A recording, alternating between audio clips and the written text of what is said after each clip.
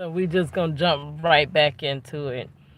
So I had asked my daughter to have the baby's clothes out so that I could just try to wipe them down a little bit and put their clothes on because it's cold.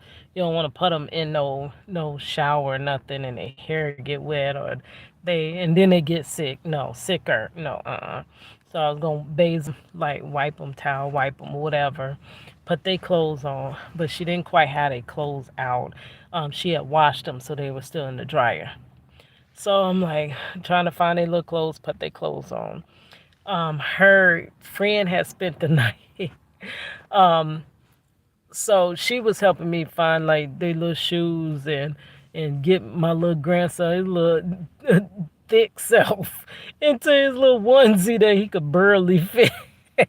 He done doubled in size, girl. Like what babies to me are like those little memory foams. If you ever bought the mattress toppers, the memory foams, how they be so compact in that little box, but once they come out the box, it's like the air hit them and then they get so big and you could not squeeze them back up like into wrap them back up small. Like if you had to return that or refund that little mattress topper, you could never fit it back in that box. That's how the babies is.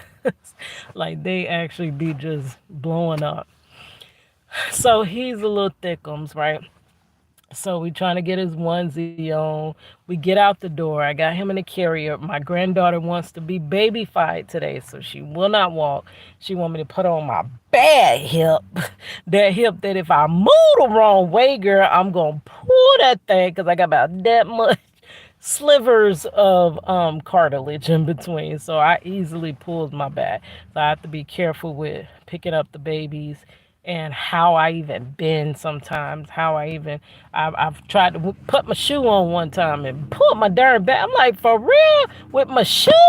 Like I can't even put my shoe on. I can't even bend over get the soap right. I can't even wash my feet. Ugh, pulling my back, girl. Yes. So it was really crazy trying to get them ready. We get out the door. I had thought that I pre-Googled to see how far the prison was from the resort. And I thought it was 30 minutes, but no, I don't know if it was traffic or whatever. I just wasn't paying attention, but it was really 45 minutes. So I'm already behind.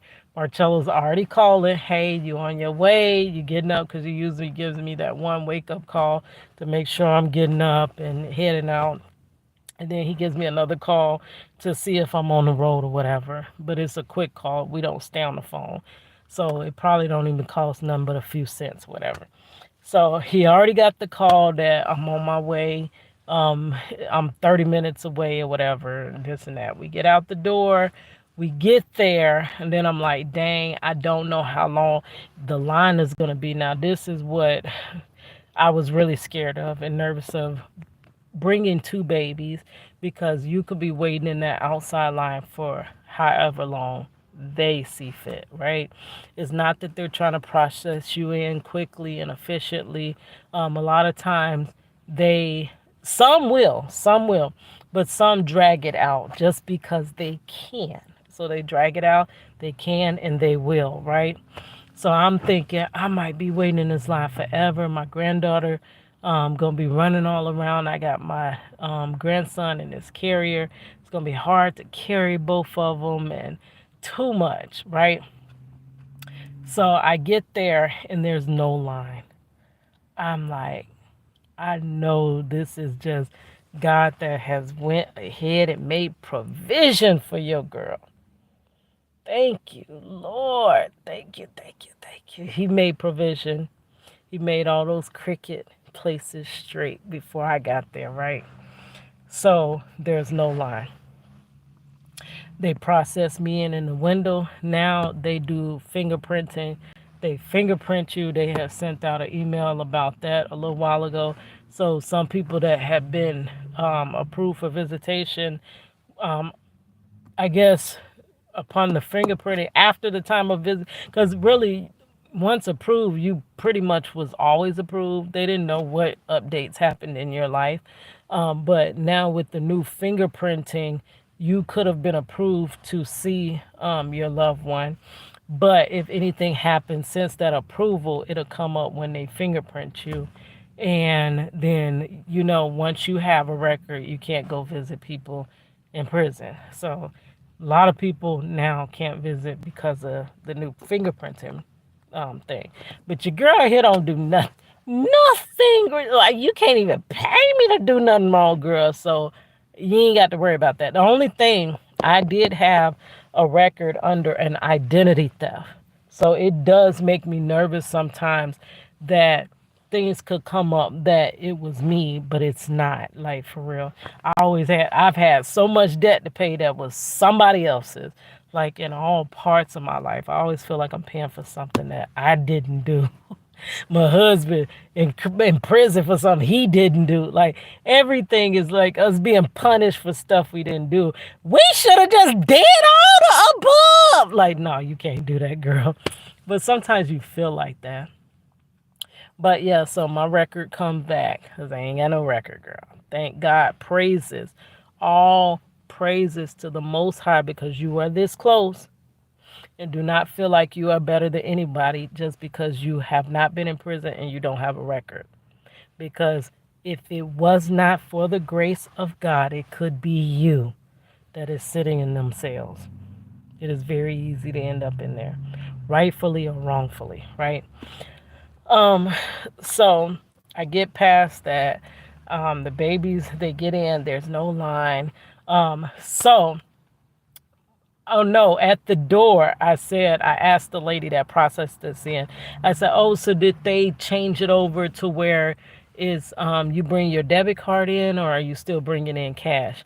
So the lady's like, "Oh no, it's debit card, but you can bring two debit cards." And I was like, "Oh no, I got both. I got cash and my debit." So I didn't know which one to bring.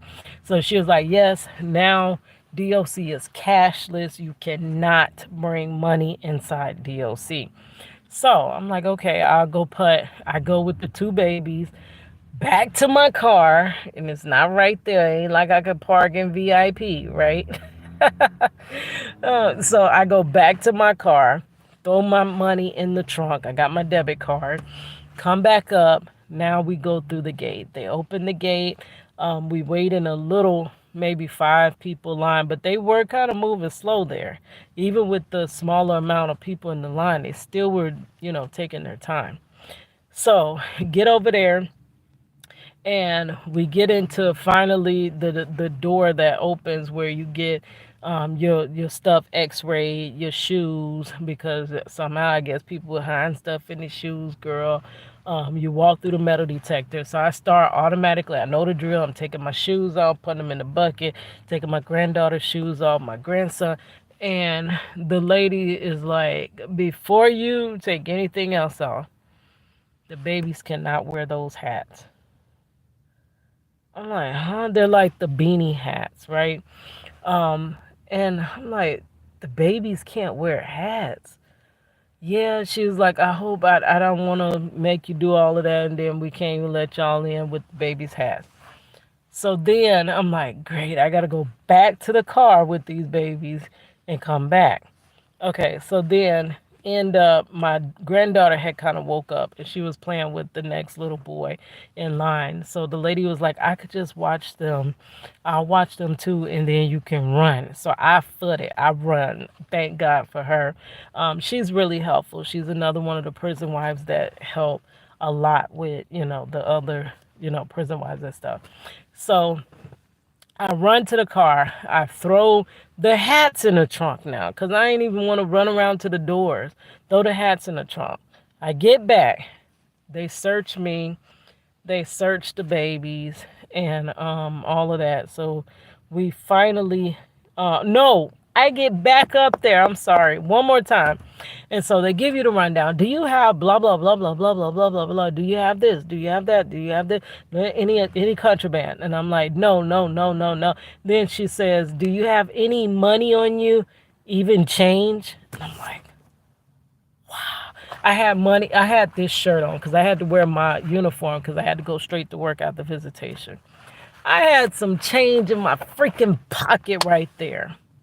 And she's like, "Oh, I'm sorry. Are you able to ask her to babysit again?" I'm like, "I gotta go to this car again. Are you kidding me?"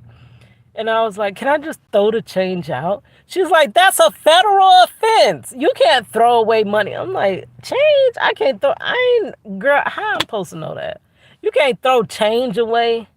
People throw change away all the time on the floor everywhere. But she was like, "No, you can't throw the change away." So I'm like, "Are you kidding me?" So the other lady's like, "So how much change is it?" Ain't none but a few nickels, pennies, old crusty pennies, and maybe a quarter or something. And she was like, "You could just leave it up here. And I can't promise you it'll be there when you get back, but just leave it up there, right?"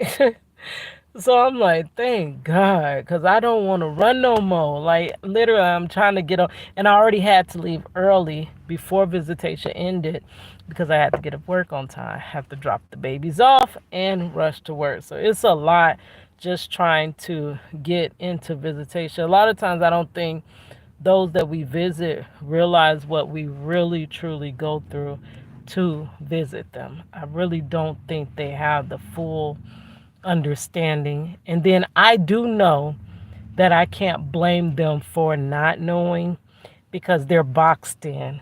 They only have, I wanted to do a video about that. It's like we already live in some type of matrix, right? But they live in a whole separate matrix than we do, right? So we get in, and finally, we get into the little room. That's when they have to do the pat down of me, the babies, all of that. We good to go. We get into Vizzo, and I'm gonna have to do a part 3 because I don't want this to be long. All right, sorry about that.